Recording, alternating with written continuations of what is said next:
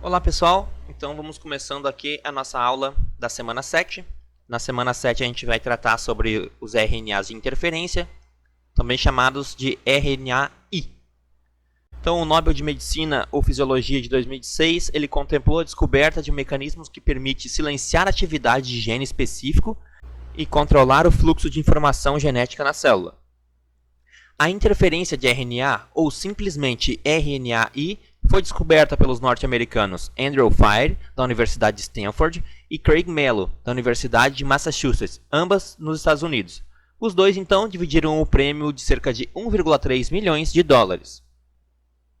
O mecanismo descoberto pela dupla ocorre naturalmente nas células de plantas e animais.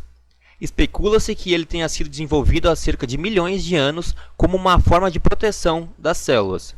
Em plantas e animais invertebrados, a interferência de RNA é uma defesa importante contra ataques de vírus.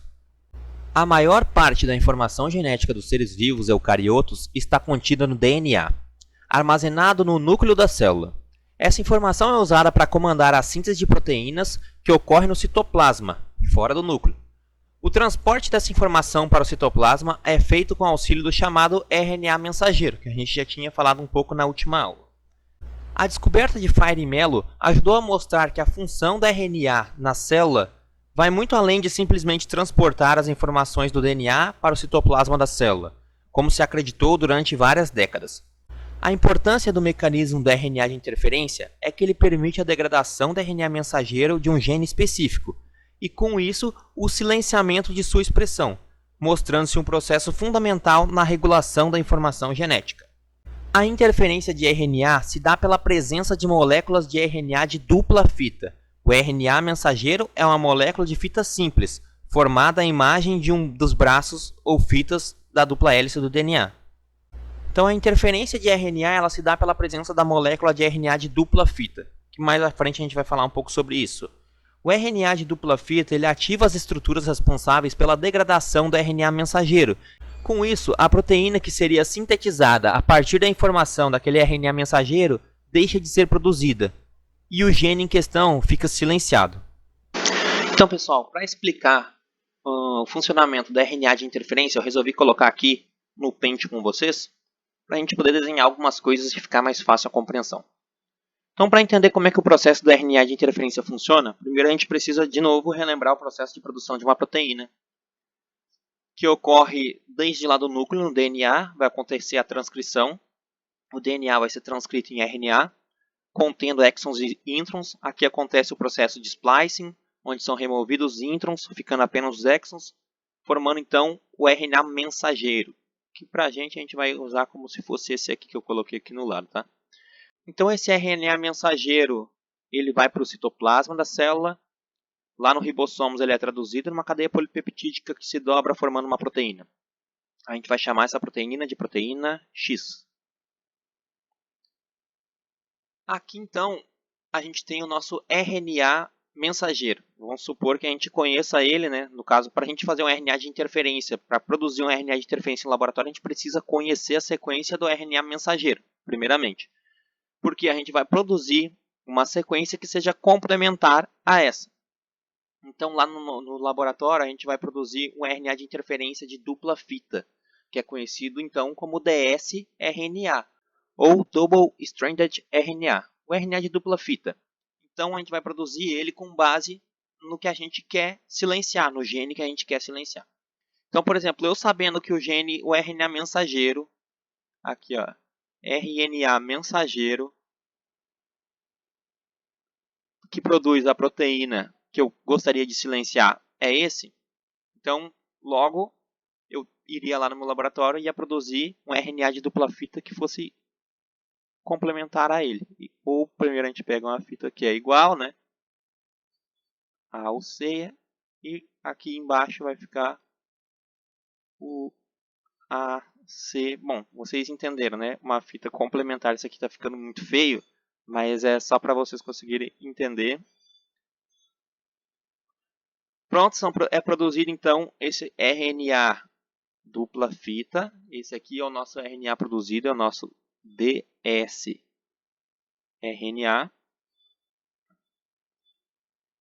O dsRNA, então, ele é inserido lá no núcleo, no citoplasma da célula. Ele é inserido na célula. O que acontece? Uma proteína vem, cliva o nosso dsRNA, uma parte dele é destruída pela célula.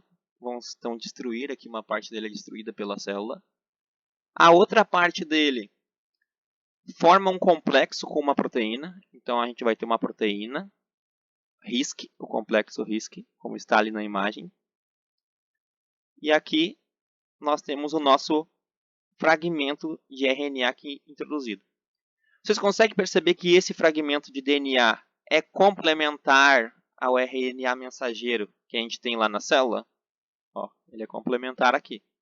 Logo, esse complexo consegue se ligar ao RNA mensageiro por complementaridade de bases e clivar o RNA mensageiro.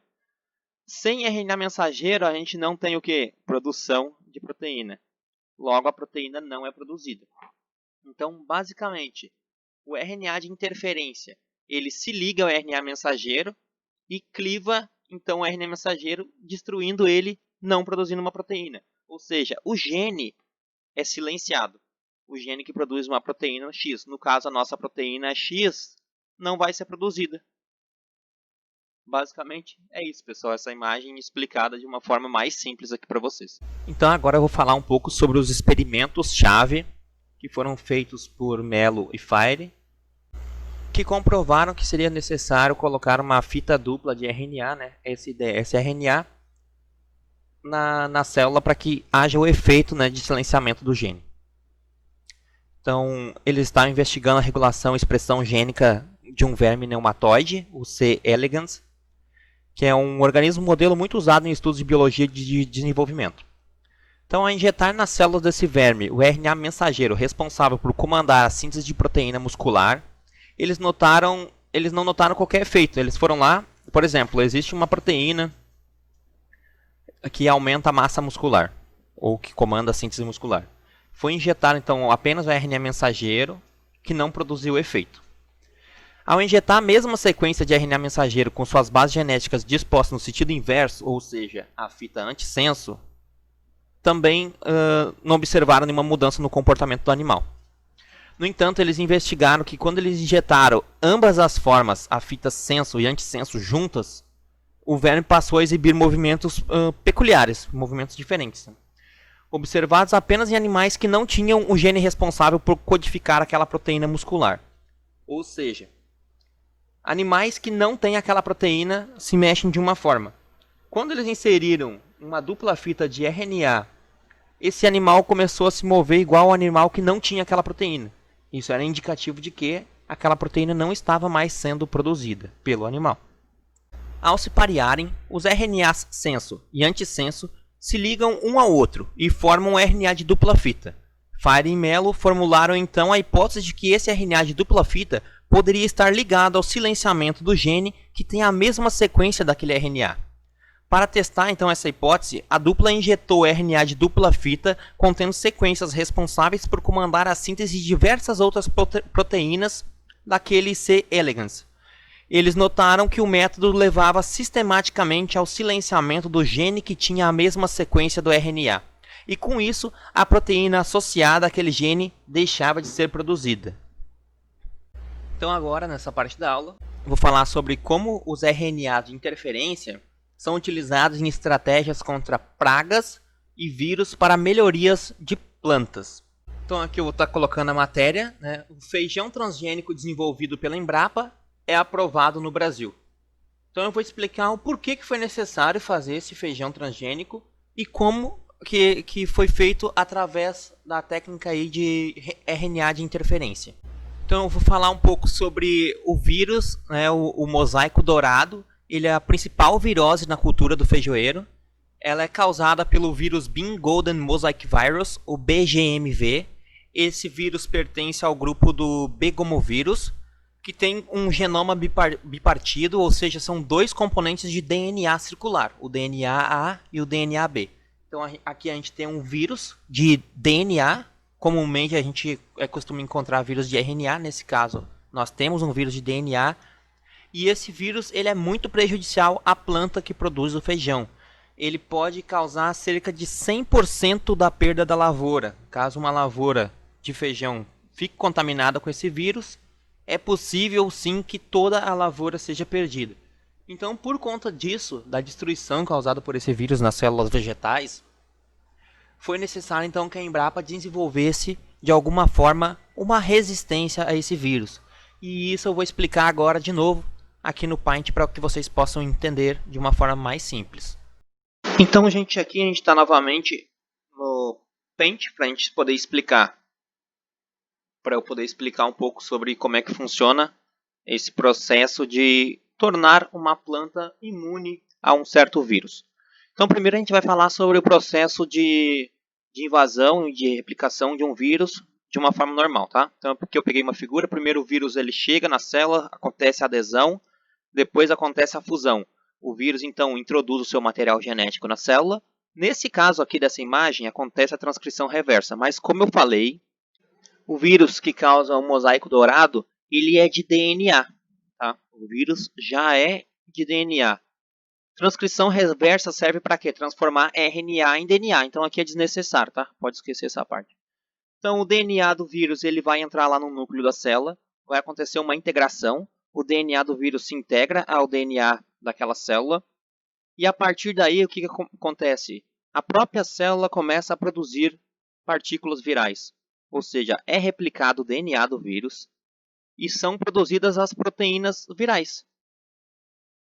As proteínas virais que vão produzir, também entrar aqui junto no envelope para fazer novos vírus. Então, dessa forma, acontece o mesmo processo aqui. Ó. O vírus ele precisa produzir um RNA mensageiro. Esse RNA mensageiro vai para o ribossomos. Lá no ribossomos ele é traduzido em uma proteína. Confere, a gente vai ter a proteína viral traduzida lá no ribossomos. Se a gente pegasse o nosso dsRNA, que é aquele nosso RNA de dupla fita, e inserisse ele nessa célula, ia acontecer o mesmo processo, né? Só que ele ia se ligar lá com o mRNA e não ia produzir essa proteína aqui do vírus. Logo, não ia ter proteínas dentro do envelope viral e o vírus não ia ser inútil. Não ia funcionar mais o vírus. Quando ele fosse infectar outra célula, não ia ter as proteínas que ele precisa e acabou o vírus. Só que nesse caso de uma planta transgênica, o genoma da planta, ou seja, o DNA da planta é modificado para que ela mesma produza os dsRNAs, ou seja, o DNA da planta é alterado e ela vai estar produzindo já vai estar no citoplasma os dsRNAs, não precisa inserir nada, né? Porque o RNA ele vem do DNA, né? Então, pessoal, dessa forma, em vez de se utilizar um agrotóxico na plantação que vai causar na morte lá da mosca que transmite esse vírus, é mais fácil e muito melhor para o meio ambiente se a gente plantasse, por exemplo, esse feijão transgênico. Ele foi geneticamente modificado para resistir ao vírus que aquela mosca carrega. Logo, não precisaria colocar agrotóxico lá na plantação, nem muito menos matar a mosca, já que o vírus que ela possui agora é inútil contra o nosso feijão. E todo mundo sai ganhando no final das contas. Bom, como o material genético do feijão ele é alterado, então são feitos testes para avaliar o risco, né? Se esses RNAs de interferência eles vão causar um risco para um ser humano que se alimentar daquele feijão. Então aqui foi feito um esquema, né, que diz que, vamos supor, ele tem um caminho de sim ou não. Se o feijão ele produz os dsRNAs ou siRNA, se ele não produz, não tem nenhum dano para a pessoa que se alimenta, né, com ele. Então o feijão ele produz dsRNA ou siRNA? Bom, eu até tinha esquecido de comentar, essa nomenclatura, o dsRNA é a molécula gatilho, né? A dupla fita de RNA ali inteira. Depois que ela é clivada, ela é então chamada de siRNA, ou Small Interfering RNA. um pequeno RNA de interferência. Depois que ela já está clivada ali em duas, e uma metade dela é destruída e a outra metade é incorporada no complexo, né? Bom, então se o feijão ele produz essas moléculas, então a gente precisa avaliar. Uma quantidade significativa é produzida e pode ser detectada no grão cozido? Se não, não tem dano para quem está se alimentando, né? Porque o feijão ele vai ser cozido e não tem nenhum problema. Caso sim, esses RNAs de dupla fita ou pequenos RNAs, eles podem atingir o interior das células humanas e permanecer lá intactos? Se não, não tem nenhum dano. Não vai conseguir suprir nenhuma produção de nenhuma proteína humana caso esses DNAs não cheguem até a célula.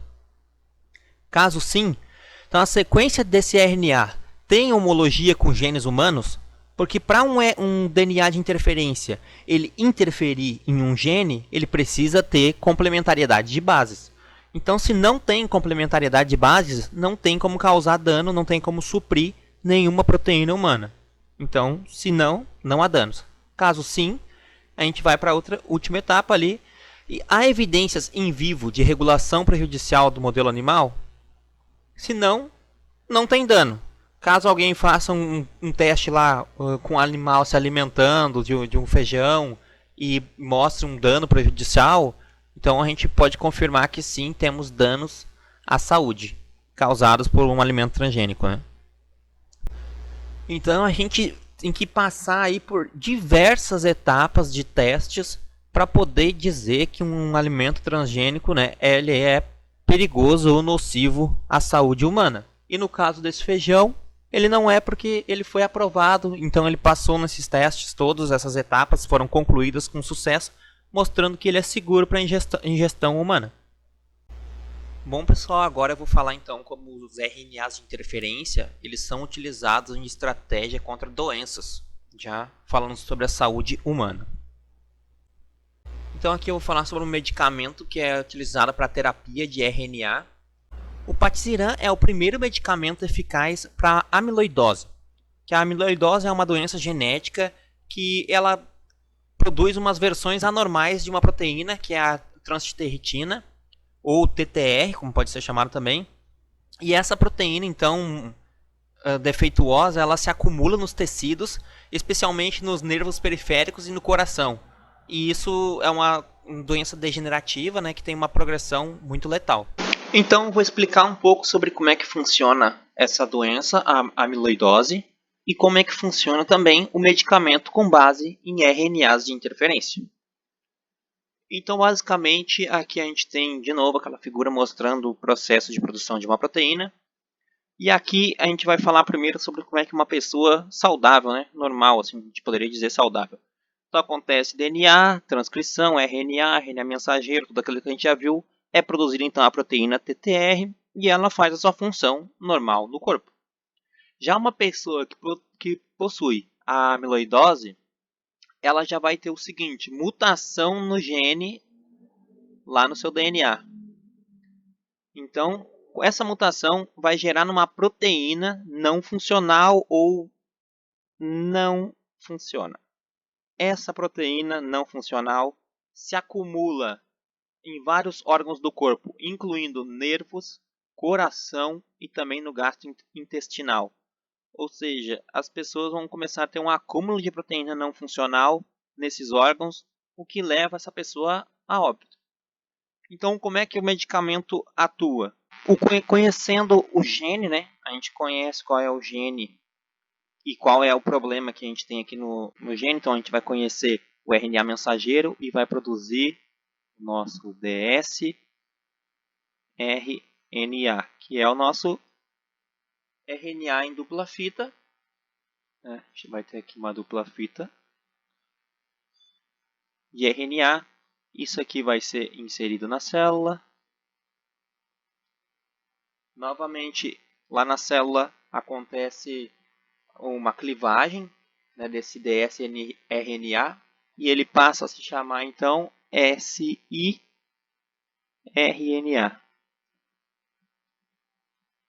Ou Small Interference RNA, ou pequeno RNA de interferência, que aí são aqueles fragmentos de RNA que vão então se formar aquele complexo junto aqui, o complexo RISC. O complexo RISC, que se chama RISC assim por RNA Induced Silencing Complex, complexo de silenciamento induzido por RNA. Essa é a tradução desse complexo aqui. Esse RNA aqui vai ser complementar ao RNA mensageiro, que produz a proteína não funcional. Então, ele vai se ligar aqui com o RNA mensageiro, vai clivar esse RNA mensageiro, o que não vai gerar a proteína não funcional, e ela não se acumula mais lá nos tecidos, no nervo, no coração, e nem no gastrointestinal e nem em outros tecidos. Então, esse medicamento ele já foi aprovado e basicamente é esse o funcionamento dele. Não causa alterações no DNA de nenhuma maneira. Você pode ver, o medicamento ele não atua no DNA da pessoa. Ele atua em cima do RNA mensageiro que está no citoplasma. Não tem alteração genética nenhuma no DNA daquela pessoa, ou seja, isso não vai passar para próximas gerações ou algo do tipo assim. Tá bom, pessoal? Então, com isso, a gente encerra aqui a nossa aula de RNAs de interferência. Qualquer dúvida que vocês tiverem, vocês podem colocar aqui no fórum de comentários. E também gostaria que vocês avaliassem esse novo formato de aula, se vocês gostaram dos desenhos, se ficou um pouco mais fácil para vocês entenderem ou se só complicou ainda mais a vida de vocês. Qualquer coisa, dúvidas pelo WhatsApp ou pelo fórum. Então é isso, nos vemos na próxima aula.